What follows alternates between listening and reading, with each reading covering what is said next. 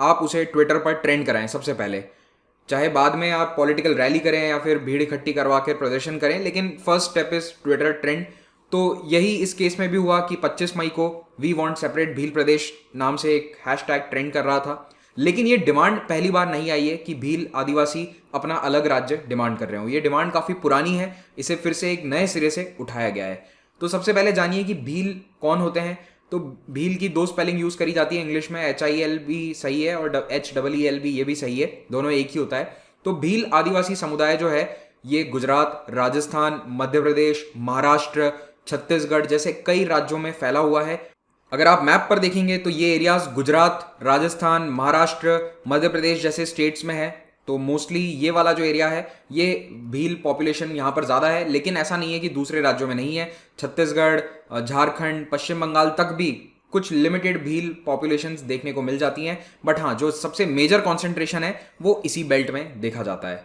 भारत सरकार ने आंकड़े जारी किए थे 2013 में, जो रिपोर्ट आई थी उसके अनुसार भील आदिवासी समुदाय ओवरऑल इंडिया में ट्राइबल ग्रुप्स में सबसे बड़ा है और इनकी आबादी 1.7 करोड़ थी according to that 2013 report by ministry of tribal affairs. और जो मेजर पॉपुलेशन है वो इन 4 राज्यों में है, गुजरात, मध्य प्रदेश, राजस्थान और महाराष्ट्र। वैसे इस ट्राइब में भी फर्दर आगे बहुत सारे सब डिविजन्स होते हैं, लेकिन एक बड़े स्तर पर भील समुदाय या भील आदिवासी समुदाय से कहा जाता है। तो देखिए, एक पुराना मैप काफ़ी कल लोग शेयर कर रहे थे और क्योंकि ये ब्रिटिश टाइम पीरियड का मैप है तो आप यहाँ पर देख सकते हैं कि इसके उत्तर में है राजपूताना जो राज्य थे, सेंट्रल इंडिया का जो प्रोविंस था, यहाँ पर गुजरात के जो स्टेट्स थे और यहाँ पर सेंट्रल प्रोविंसेस। इन सभी के बीच में एक ट्रायंगुलर शेप सा बनाकर भील कंट्री इसे मैप को नाम दिया गया था। बेसिकली ये मैप अंग्रेजों ने बनाया था भील एरियाज को डिमार्केट करने के लिए, लेकिन उस समय भी कोई अलग एडमिनिस्ट्रेटिव एजेंसी नहीं थी जो भील एरियाज को कंट्रोल करती हो। आज के संदर्भ में अगर मैं आपको ये एरिया दिखाऊं तो मोस्टली ये राजस्थान के दक्षिणी जिले हैं, बांसवाड़ा, डूंगरपुर, प्रतापगढ़, और गुजरात के जो ईस्टर्न ज़िले हैं जैसे कि पंचमहाल, गोधरा, दाहोद, ये सभी एरियाज़ हैं। मध्य प्रदेश के अंदर आता है रतलाम, झाबुआ, अलीराजपुर वाले इलाके, और महाराष्ट्र के कुछ नॉर्दर्न मोस्ट डिस्ट्रिक्ट जैसे कि धुले, नासिक, और साउथ गुजरात के भी कुछ एरियाज़ हैं इसके अंदर, जैसे डांग डिस्ट्रिक्ट जो है वो ट्राइबल पॉपुलेटेड है। तो कुल मिलाकर एक ये लंबा सा बेल्ट है जो अरावली के साथ आप इसको कोरिलेट कर सकते हैं। जो अरावली माउंटेन रेंज है उसी के साथ साथ ये पूरा एरिया है जो सदर्न राजस्थान से लेकर नॉर्दर्न महाराष्ट्र तक है, और यहाँ पर भील पॉपुलेशन बहुतायत में देखी जा सकती है।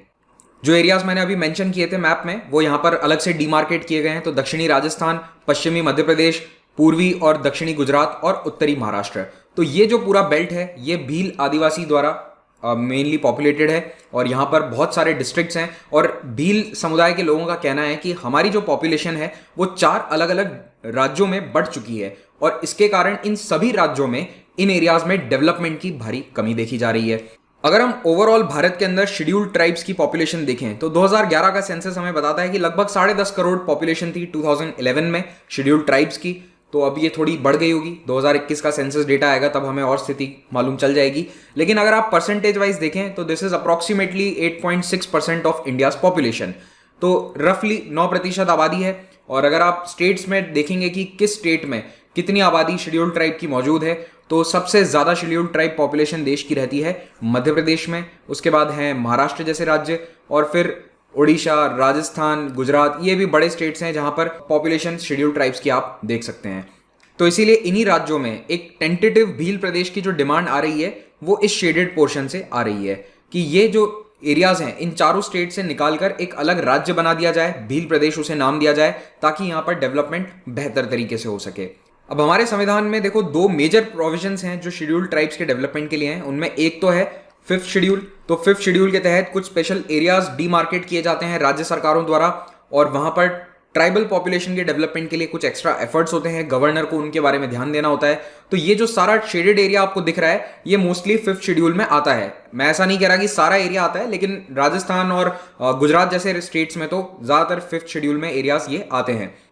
दूसरा बड़ा प्रावधान है आर्टिकल 342 यानी आर्टिकल 342 के तहत शेड्यूल लिस्ट बनाई जाएंगी ट्राइब्स की, और इन लिस्ट को अपडेट किया जाएगा, रिवाइज किया जाएगा समय समय पर। और इन लिस्ट के अंदर जो ट्राइब्स मेंशन्ड है उनके डेवलपमेंट के लिए स्पेशल प्रोविजंस राज्य सरकारें या केंद्र सरकार बना सकती है। लेकिन एक इंपॉर्टेंट बात यह है कि जो ये शेड्यूल्ड लिस्ट होती हैं ये स्टेट वाइज होती हैं लेकिन इन शेड्यूल्ड लिस्ट में सबसे बड़ी समस्या यह है कि जो राज्य सरकारें बेनिफिट देती हैं वो उन्हीं के एरिया तक सीमित है। तो अगर मान लो कि राजस्थान के अंदर भील कम्युनिटी को शेड्यूल्ड ट्राइब के अंदर स्थान मिला हुआ है, तो यहां पर जो भी राज्य सरकार बेनिफिट देगी वो उस व्यक्ति को उत्तर प्रदेश में नहीं मिलेंगे। अगर वो उत्तर प्रदेश शिफ्ट कर जाता है ड्यू टू सम जॉब या फिर किसी भी अन्य कारण से, तो उत्तर प्रदेश में या फिर हरियाणा राज्य में उसे वो बेनिफिट नहीं मिलेंगे। तो कुल मिलाकर स्टेट टू स्टेट वेरी करता है कि बेनिफिट क्या मिल रहा है। और क्योंकि ये जो एरियाज हैं ये कई सारे स्टेट्स की बाउंड्रीज के आसपास है, तो यहाँ पर माइग्रेशन काफ़ी कॉमन है। जो वर्कर्स हैं वो फैक्ट्रीज में या अन्य बिजनेसेस में काम करने के लिए इन एरियाज से माइग्रेट करते हैं to the industrial centres like Mumbai, Surat, Vadodara, Ahmedabad. इन शहरों में पलायन काफ़ी होता है, लेकिन अगर राज्य बदल जाता है तो उन्हें अपने स्टेट के बेनिफिट्स वहाँ पर नहीं मिल पाते हैं। इसके अलावा और भी कई कारण हैं कि अपना अलग राज्य डिमांड किया जा रहा है। एक बहुत बड़ी पुरानी डिमांड ट्राइबल्स की हर एरिया में रहती है भारत में कि कई डेवलपमेंट प्रोजेक्ट्स के कारण, डैम बनाने के कारण, मिनरल्स माइनिंग के कारण उन्हें अपनी ज़मीनों से बेदखल कर दिया गया था। तो ये एक तरह से जो ऐतिहासिक तौर पर उनकी ज़मीनें रही हैं, जिनके रिसोर्सेज पर ये अपना जीवन यापन करते आए हैं, उस पर ये अपना हक चाहते हैं लीगली, ऑफिशियली। और ये डिमांड राजस्थान, मध्य प्रदेश, गुजरात के ट्राइबल बेल्ट्स में ज़्यादा देखी जा रही है, क्योंकि आप देखेंगे कि ये जो सारे एरियाज़ हैं ये मोस्टली इन राज्यों में सबसे पिछड़े हुए जिले हैं। अगर आप कोई भी डेवलपमेंट का पैरामीटर उठा के देख लो, अगर आप इन राज्यों को बिलोंग करते हो तो आप ये बात जानते ही होंगे, फैक्ट आपके सामने होंगे।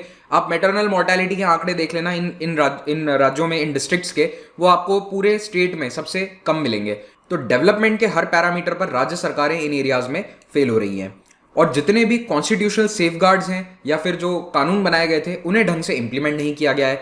तो फिफ्थ शेड्यूल एरियाज के अंदर डेवलपमेंट वैसे ऑन पेपर देखो तो बहुत अच्छे से होना चाहिए, लेकिन उसको सीरियसली कई सरकारें नहीं लेती हैं। इनफैक्ट आप देखिए कि जो गवर्नर को रिपोर्ट बनाकर भेजनी होती है राष्ट्रपति को, वो भी रेगुलरली नहीं भेजी जाती है अबाउट दीज शेड्यूल्ड एरियाज। पैसा यानी कि Panchayati Raj extension to scheduled areas act, उसको भी ढंग से इंप्लीमेंट नहीं किया गया है। एक जनरल लैक ऑफ डेवलपमेंट है। फॉरेस्ट राइट एक्ट जो 2006 में लाया गया था, उसके तहत भी सारे लीगल अधिकार, कानूनी अधिकार जंगल में रहने वाले लोगों को अभी तक नहीं मिले हैं सभी जगह। कई जगह इसका अनुपालन अच्छे से हो रहा है, लेकिन कई स्टेट गवर्नमेंट्स अभी भी एफआरए को लेकर सीरियस नहीं है। समय समय पर इसके अवहेलना की न्यूज़ आती रहती है। ज़्यादातर जो बिजनेसेस हैं ट्राइबल एरियाज में वो नॉन ट्राइबल पॉपुलेशन के द्वारा ओन करे जाते हैं। तो आप देखेंगे कि जो वर्कर्स हैं, 90% वर्कर तो ट्राइबल्स होंगे, चाहे वो माइंस हो या फिर कोई इंडस्ट्री ही क्यों ना हो, लेकिन जो ओनर्स हैं they are all non tribals. तो ये वाला इशू झारखंड में भी बहुत बड़े स्तर पर था और इन एरियाज में भी देखा जा रहा है। तो जैसे राजस्थान के अंदर बांसवाड़ा, डूंगरपुर जैसे जो इलाके हैं, यहाँ पर इंडस्ट्रीज हैं, लेकिन उन इंडस्ट्रीज की ओनरशिप जो है वो मोस्टली नॉन ट्राइबल हाथों में है। तो यहाँ पर ट्राइबल्स का ये कहना है कि इस एरिया के जो रिसोर्सेज हैं, हमारे जंगल ज़मीन के जो रिसोर्सेज हैं, डैम बनाए जा रहे हैं, चाहे वो माइंस हो, मिनरल्स हो, पानी हो, ये सब हमारे डेवलपमेंट के लिए इस्तेमाल किया जाए, उसके बाद दूसरे इलाकों के लिए इस्तेमाल किया जाए। जैसे राजस्थान और नॉर्दर्न गुजरात में जो जितने भी डैम्स हैं, माही नदी एटसेट्रा पर, उनका पानी जाता है गुजरात के बड़े शहरों को, मध्य प्रदेश के शहरों को।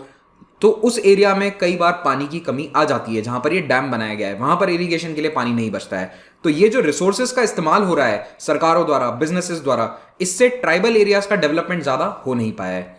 अब ये डिमांड जो है कि अलग राज्य बनाना है, ये पिछले 3 सालों में थोड़ी सी और प्रखर हुई है, क्योंकि एक नई पार्टी बनाई गई है राजस्थान और गुजरात में, जिसका नाम है भारतीय ट्राइबल पार्टी।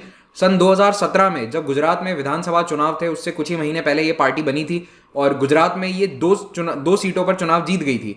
और राजस्थान में भी जब 2018 में चुनाव हुए थे, उसमें भी 2 सीट ये राजस्थान लेजिस्लेटिव असेंबली यानी विधानसभा में जीतने में सफल रही। तो दोनों ही राज्य, गुजरात और राजस्थान में, इनके पास असेंबली में अब रिप्रेजेंटेशन है और इनकी कोशिश है कि धीरे धीरे और सीट्स पर अपने कैंडिडेट्स को लड़ाकर जिताया जाए और पॉलिटिकल डिमांड्स जो है भील प्रदेश की या फिर जो अन्य डिमांड्स हैं रिगार्डिंग डेवलपमेंट, उन्हें पूरा कराया जाए। तो भारतीय ट्राइबल पार्टी का एक चुनावी मुद्दा हमेशा से यही रहा है कि हमें भील प्रदेश एक अलग राज्य चाहिए। अब फाइनली आप लोगों के लिए एक इंपॉर्टेंट क्वेश्चन है, कमेंट में आपको आंसर करना है।